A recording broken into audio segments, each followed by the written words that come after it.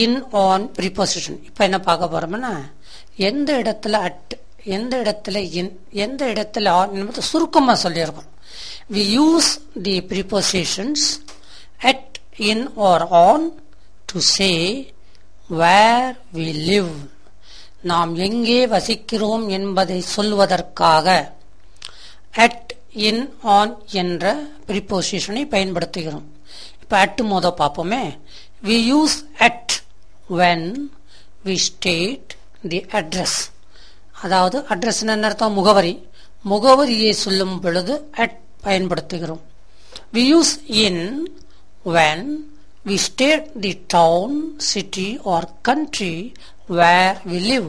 நாம் வசிக்கும் நகரம் அல்லது தேசம் அல்லது மாகாணம் இதையெல்லாம் சொல்லும் பொழுது in என்ற prepositionனை பயன்படுத்துகிறோம். அடுத்தது on.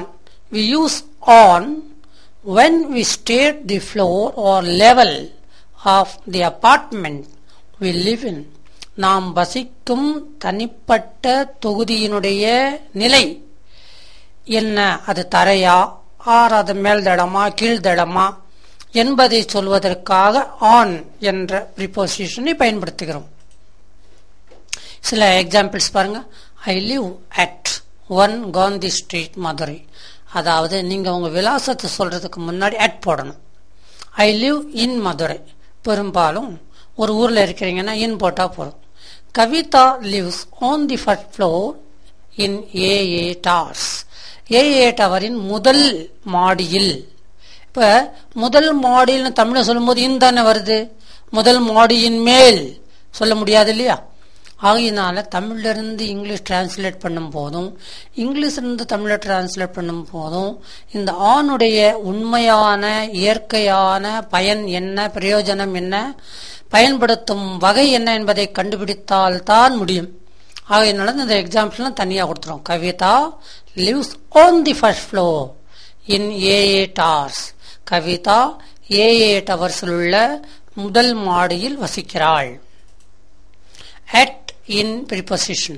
We use at when we want to show that a person or thing is at an exact location or a particular point. ஒரு சரியான இடத்தில் அல்லது ஒரு குறிப்பிட்ட இடத்தில் ஒரு பொருளோ ஒரு மனிதரோ இருப்பதை குறிப்பிடுவதற்காக நாம் at என்ற prepositionனை பயன்படுத்துகிறோம்.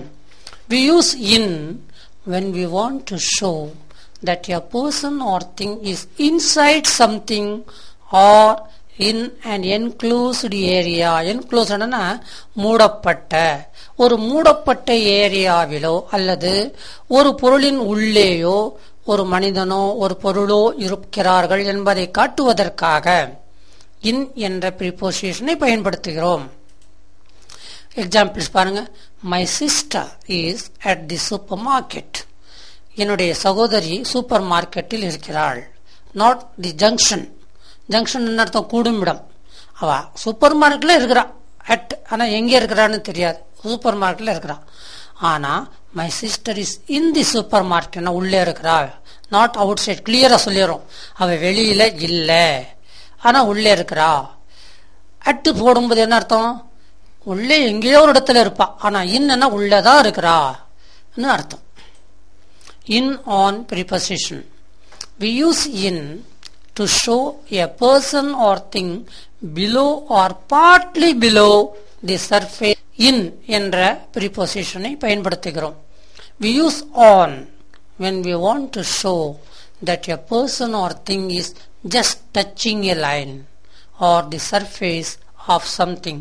ஒரு பொருளின் மேல் தளத்தையோ அல்லது ஒரு கோட்டையோ டச் பண்ணிக்கொண்டு, அதாவது தொட்டுக்கொண்டு ஒரு பொருளோ ஒரு மனிதரோ இருக்கிறார்கள் என்றால் என்ன சொல்றோம்? ஆன் என்ற prepositionனை அந்த இடத்துல பயன்படுத்துகிறோம். இப்ப எக்ஸாம்பிள்ஸ் பாருங்க. Paper flies in the air. காற்றில் காகிதம் பறக்கிறது. ஆனா there is a paper boat on the water. தண்ணீரின் மேல் ஒரு காகித படகு இருக்கிறது. இப்ப உங்களுக்கு வித்தியாசம் புரிஞ்சிருச்சா? தண்ணீரின் மேலதான் படகு, காகித படகு இருக்கும். தண்ணீருக்கு உள்ளே இருக்காது. இந்தி வாட்டர்னா போயிடும், அர்த்தம் மாறிடும். beside. இது ஒரு நல்ல preposition. நீங்க beside ன்னு ஒரு preposition இருக்கு, besides ஒரு s சேர்த்து besides ன்னு சொல்லுவோம், அது ஒரு தனி preposition. ரெண்டையும் கன்ஃபியூஸ் பண்ணிக்க கூடாது என்பதற்காக ரெண்டையும் தனித்தனியா அர்த்தத்தோடு எப்படியெல்லாம் எந்த இடத்திலெல்லாம் இந்த பிசைடும் பிசைட்ஸும் பயன்படுத்தப்படுகிறது என்பதை துல்லியமாக நாம் காட்டுவதற்கு முயற்சித்திருக்கிறோம். பை தி சைட் ஆஃப், அண்மையில், பக்கத்தில் என்பதை குறிக்க பிசைட் பயன்படுகிறது. He is the God of gods and none beside him. அவன் கடவுளுக்கு எல்லாம் கடவுள், வேறு யாரும் அவன் அருகில் இல்லை. இப்போ அவன் அருகில், beside him. beside, wide off, mark, question, etc. குறி வகையில், விலகி, கேள்விக்கான பதில் வகையில், தொடர்பின்றி என்பதை குறிக்க beside பயன்படுகிறது. அதாவது ஒரு பொருளுக்கும் இன்னொரு பொருளுக்கும் விலகி தொடர்பில்லாமல் இருப்பதை காட்டுவதற்கு wide off என்ற அர்த்தத்தில் beside பயன்படுத்தப்படுகிறது. Our job is to do what we are told, whether it's right or wrong is beside the point. அப்பா, நம்ம வேலை என்ன தெரியுமோ, நமக்கு என்ன சொன்னாங்களோ அதை செய்யறதுதான் நம்ம வேலை. அது ரைட்டா தப்பா என்பதையெல்லாம் நாம் ஆராய்ச்சி செய்யக்கூடாது என்ற அர்த்தத்தில் beside the point என்று சொல்லியிருக்கிறோம். இன் அடிஷன் டு, மேலும் என்பதை குறிக்க besides பயன்படுகிறது. இப்ப beside என்ன அருகில், besides ஏன்னா இன்னும் கொஞ்சம் சேர்த்துக்கணுன்றதுக்காக. இந்த வாக்கியத்தில் நீங்க ஒரு ஏற்கனவே தெரிந்து கொண்ட ஒரு உண்மையை கண்டுபிடிக்க போகிறீர்கள். And besides him you have neither patron nor helper. இந்த இடத்துல him என்றதுக்கு H கேபிட்டல் போட்டிருக்கோம். அப்படி என்ன அர்த்தம் சொல்லுங்களேன். ஓ, கடவுளை பற்றி தான் சொல்லணும் இல்லையா? எப்போ வாக்கியத்தின் நடுவில் H capital letter, him, his இந்த மாதிரி வரும்போது H கேபிட்டல் போட்டால் அது கடவுளை தான் குறிக்கும். இந்த வாக்கியம் ஒரு உபதேசம் மாதிரி இருக்கு பாத்தீங்களா. அண்ட் பிசைட்ஸ் ஹிம், அவரை தவிர, கடவுளை தவிர, you have neither patron or helper, உனக்கு காவலரோ உதவியாளரோ இல்லை. அப்போ யார முழுசா நம்பணும்? Believe him, him H capital.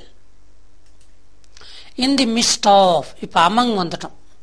நடுவில் என்பதை குறிக்க அமங் பயன்படுகிறது. I stood among them, நான் அவர்களுடைய ஊடால, அதான் நடுவில் நின்றேன். பட் நாட் ஆஃப் them, அவர்களோடு நிற்கவில்லை, அவர்களுக்கு நடுவில் நின்றேன். A lion among ladies is a most dreadful thing. இது என்ன சார், ஒரு என்னமோ ஆண்களை கொஞ்சம் உயர்த்துகிற வாக்கியம் மாதிரி